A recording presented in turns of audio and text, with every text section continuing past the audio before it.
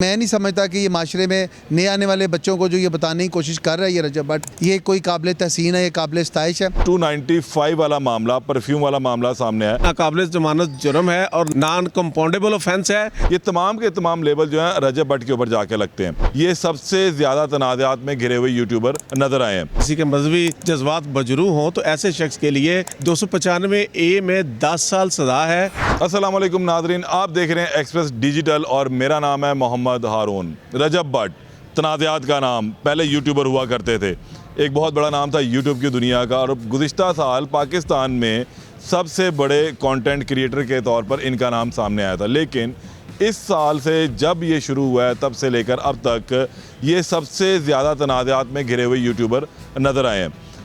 तौहीन मज़हब हो, किसी और मज़हब के बरादरी की कम्युनिटी की जो है तौहीन की गई हो, या फिर अब 295 वाला मामला, परफ्यूम वाला मामला सामने है। ये तमाम के तमाम लेबल जो है रजब भट्ट के ऊपर जाके लगते हैं। रजब भट्ट ने एक परफ्यूम लॉन्च किया, उसका नाम 295 रखा और उसके बाद गुज़िश्ता रोज़ इन पर 295A के तहत ही मुकदमा दर्ज भी हो चुका हुआ। ये 295A है क्या? ये काबिल ज़मानत जुर्म है या नहीं? रजब भट्ट इस वक्त कहाँ पर हैं? इसकी सज़ा कितनी है और कितना जुर्माना इस 295 में हो सकता है? और इसके साथ साथ हम एक और भी सवाल आज अपने शुरका से ये पूछेंगे कि ये जो यूट्यूबर्स हैं, इन लोगों की इस वक्त क्या कंट्रीब्यूशन है इस माशरे के अंदर। तो मेरे ख्याल है सबसे पहले ये बात पूछ ली जाए कि क्या कंट्रीब्यूशन ये कर रहे हैं ये इस वक्त यूट्यूबर्स जो हैं इस माशरे के अंदर अपने इस कंटेंट के ज़रिए। राजा अब्दुर्रहमान साहब ये बताएं कि क्या चल रहा है मामला, ये यूट्यूबर्स को किस नज़र से देख रहे हैं? बिस्मिल्लाहिर्रहमानिर्रहीम। मैं समझता हूँ जी कि यूट्यूबर जो है ना वो अखलाकियात का जनाजा निकाल रहे हैं। देखिए, वरफ़ाना लका ज़िक्रक, आप जिस चीज़ की विरद पे ज़िंदगी गुजार रहे हैं, जिस सिलसिले में आप जिसका ज़िक्र अफजल है, आप उस हवाले से हल्की सी भी शबी जो है ना ये शायबा जिसमें उसकी तौहीन हो, मैं समझता हूँ वो इंतहाई नाकाबिल बर्दाश्त है। इन लोगों ने माशरे में नई आने वाली नस्ल को जो मैसेज दे रहे हैं, मैं समझता हूँ इनको भुगतना पड़ेगा। ये लॉ की ग्रिप में तो हैं ही हैं, लेकिन ये इनका एक जो मकाम, जो इनका हिसाब किताब है वो ऊपर भी होगा। और मैं नहीं समझता कि ये माशरे में नए आने वाले बच्चों को जो ये बताने की कोशिश कर रहा है ये रजब भट्ट, ये कोई काबिल तहसीन है, ये काबिल इस्ताइश है। इसको बिल्कुल एक एग्जाम्पल सेट होनी चाहिए। और मैं समझता हूँ इस वक्त जो जनरेशन का हाल इसने कर दिया है, या लोगों को जिस हवाले से ये एक नई तरगीब दे रहा है, ये काबिल मजम्मत है और मैं इसकी तायद नहीं करता। मैं समझता हूँ कि ये बिल्कुल गलत है। अच्छा राय साहब, आपसे मज़ीद भी बात करते हैं। मेरे साथ मौजूद है नसीर कंबो साहब। नसीर साहब, 295A है क्या? ये इस पर ज़रा कानूनी रोशनी डालें कि रजब भट्ट पर गुज़िश्ता रोज़ इसका मुकदमा हो जाता है। अब आगे चलकर इसमें क्या क्या चीज़ें जो है वो चलेंगी, किस तरीके से इनकी जान छूट सकती है? या अब इस दफ़ा जो है बकरे की माँ कब तक खैर मनाई वाला काम था कि ऐद की तो फिर गे लम्हे। जी बिस्मिल्लाहिर्रहमानिर्रहीम। देखिए, 295A, B, C और 298A ये बेसिकली जो दफ़ात हैं पाकिस्तान पिनल कोड में, ये बड़े हसास सेक्शंस हैं और ये मज़हब की बाबत है। 295A में बड़ा वाज़े लिखा हुआ है कि कोई भी शख्स किसी भी मजहबी फ़ेथ की के जो लोग हैं इंटेंशनली या डेलिब्रेटली जो है किसी की मजहबी फीलिंग जो है उसको मजरूह करता है या उस पर ऐसे तनकीद करता है कि किसी के मजहबी जज्बात बजरू हों, तो ऐसे शख्स के लिए 295A में 10 साल सज़ा है और जुर्माना है, या दोनों सज़ाएँ हैं। और ये नॉन बेलेबल ऑफेंस है और नॉन कंपाउंडेबल ऑफेंस है। और इसी तरह 295B जो है वो कुरान पाक के मुक़द्दस किताब कुरान पाक की बेहरमती या उसकी गलत तशरीह करना या कुरान पाक के औराक को शहीद करने की बाबत है। और इसकी सज़ा जो है वो उम्र कैद है और जुर्माना है, या दोनों सज़ाएँ हो सकती हैं। इसी तरह 295C जो है हॉली प्रॉफिट हज़रत मोहम्मद सल्लल्लाहु अलैहि वसल्लम की शान में अगर कोई गुस्ताखी करता है नाउज़ बिल्लाह, तो ऐसे शख्स के लिए जो है वो 295C में सज़ाए मौत, उम्र कैद या दोनों सज़ाएँ हैं। इसी तरह 298A जो है उसमें बड़ा वाज़े लिखा हुआ है कि कोई भी शख्स सहाबा कराम या उनकी वाइफ, बेवियाँ या उनकी फैमिली, मुक़द्दस जो हैं हस्तियाँ हैं, उनके बारे में अगर कोई तौहीन करता है उसमें भी 3 साल से ज़्यादा सज़ा या जुर्माना रखा गया है। मैं समझता हूँ कि ये रजब भट्ट वगैरह जो यूट्यूबर हैं इनको सोचना चाहिए, अपना ख्याल करना चाहिए, अपनी फैमिली का ख्याल करना चाहिए और देखिए, एक तो इनको जो FIR हुई है इसकी सजा इन्होंने भुगतनी है, दूसरा ये जमानत नहीं होगी। देखिए ये नाकाबिले ज़मानत जुर्म है और इसमें जो है वो इसकी तफ्तीश का प्रोसीजर जो है ये क्योंकि मजहबी तौर पे है और इसमें जो है वो बड़ी चीज़ें इन्वॉल्व होती हैं, बड़ा सेंसिटिव मामला होता है, तो इसमें ज़मानत भी नहीं है, नाकाबिले ज़मानत जुर्म है और नॉन कंपाउंडेबल ऑफेंस है। और मैं समझता हूँ कि ये जो लोग ऐसी हरकतें करते हैं इंटेंशनली या अनइंटेंशनली, जैसे इसने अपने परफ्यूम का नाम तो 295 रखा, परफ्यूम की आपने बात की, आपने परफ्यूम की बात की, ये कहते हैं एक वीडियो के अंदर कि जनाब इन्हें मालूम नहीं था, इनसे गलती हो गई, इन्होंने कुरान पाक के ऊपर हाथ रख के माफ़ी भी अपनी मांगी है।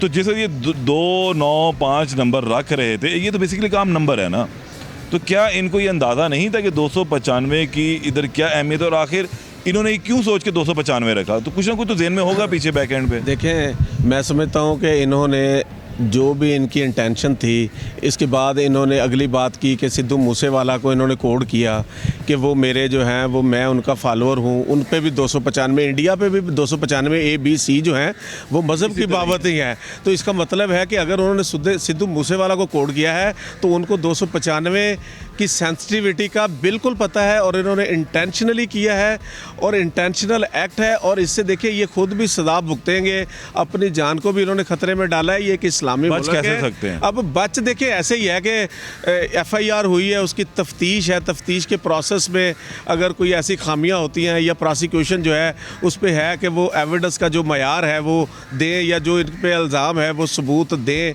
या कल को ट्रायल में चीज़ें आएँ, ये तो अब आगे जाके चीज़ों का पता चलेगा। तो बैरून मुल्क से हैं, बैरून मुल्क हैं, तो पाकिस्तान किस तरह आ सकते हैं? पाकिस्तान आने के लिए उनको दो बातें हैं, रियासत जो है या रियासत के अदारे भी इंटरपोल के ज़रिए उनको ला सकते हैं, या अगर वो आके सरेंडर करना चाहते हैं तो वो प्रोटेक्टिव बेल लें और जो थाना नशर कॉलोनी है उसके वहाँ जो है डिस्ट्रिक्ट एंड सेशन जज के पास आके अपनी प्री अरेस्ट बेल करवाएं, फेस करें। लेकिन मैं ऐसे यूट्यूबर्स को या ऐसे लोग जो डॉलरों के चक्करों में, फ़ैन फॉलोइंग के चक्करों में, जो नॉन सीरियस कंटेंट या मजहबी फीलिंग को हर्ट करने वाला कंटेंट या रियासती अदारों पे तनकीद वाला कंटेंट जो है, मैं समझता हूँ कि रियासत और उसके अदारों को इस पर फुल फॉर एक्शन लेना चाहिए और इसके लिए कोई मैकेनिज्म बनाना चाहिए, वरना ये माशरती इक़दार ख़राब कर रहे हैं। और इसी तरह अच्छा, मेरे साथ राजा साहब भी हैं।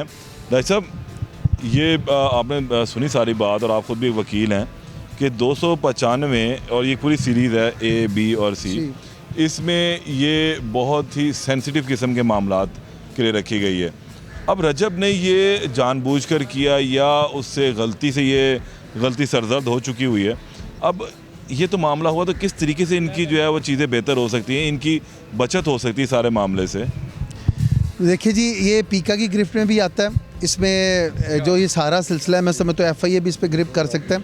ये तो अभी एक लॉ इन्फोर्समेंट एजेंसी है जो हमारी पंजाब पुलिस है, इन्होंने एम्पावर किया और ये आगे बढ़े हैं।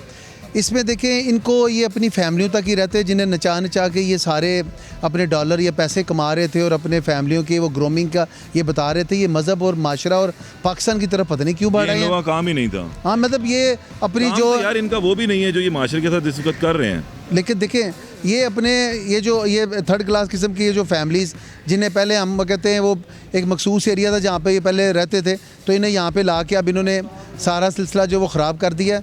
नाउज़ुबिल्लाह, मैं समझता हूँ बदनसीबी है इसके हवाले से। ये मैं नहीं समझता कि ये भट्ट फैमिली से भी है।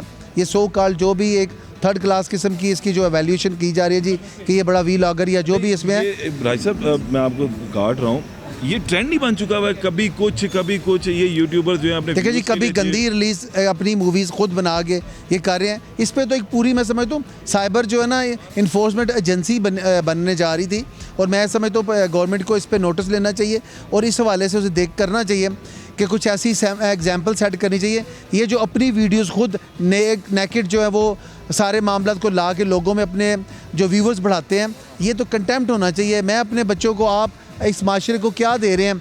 मैं समझता हूँ ये रिस्ट्रेनिंग आर्डर एक ऐसा पास होना चाहिए जिस पे इनको एक एग्जाम्पल सेट करके इनको पनिशमेंट देनी चाहिए। बहुत शुक्रिया। मेरे साथ राज साहब भी मौजूद थे और नसीर कंबो साहब भी। कानूनी और इखलाकी दोनों बातें जो हमारे सामने आ चुकी हुई हैं।